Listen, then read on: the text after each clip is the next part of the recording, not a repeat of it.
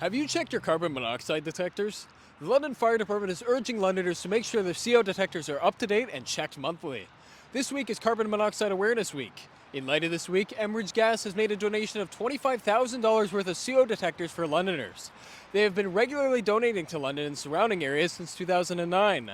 London has seen 40 fatalities for carbon monoxide related deaths over the last year, and the London Fire Department wants to make sure that Londoners keep them and their families safe from carbon monoxide poisoning. Benjamin Crosset, XFM News.